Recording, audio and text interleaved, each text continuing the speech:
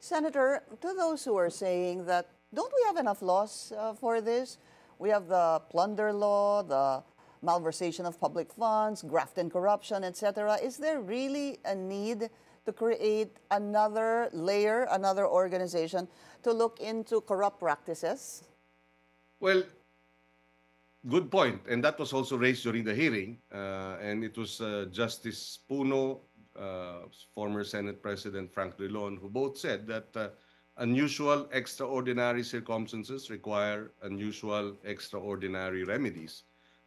This is not going to be a permanent body. We're envisioning it to have a period of 3 years, after which it becomes functus officio. I see. Yeah, that's number one. Number two, ultimately, and if you ask me, and I've said this before,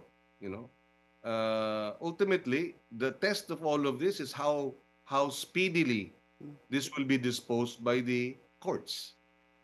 It is not the IPC that will render a Final conviction. judgment, yeah.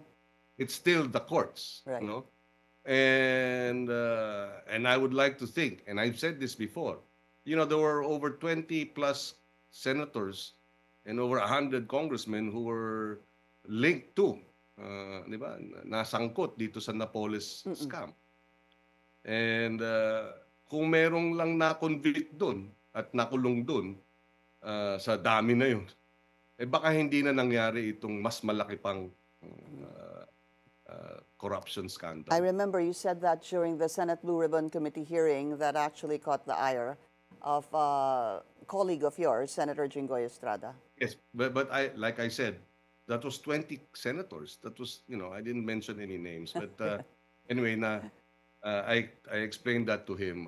Wala namang personalan dito. And sa totoo lang, I was just expressing the sentiment of many of our kababayans na wala namang nakukulong. Maliliit lang ang nakukulong at yung mga malalaking tao ay naabsuelto. And so their concern is a valid concern. Ganun ba ang mangyayari ulit dito sa flood control scam na ito na pagkatapos ng ilang taon mauuwi sa absuelto? Okay.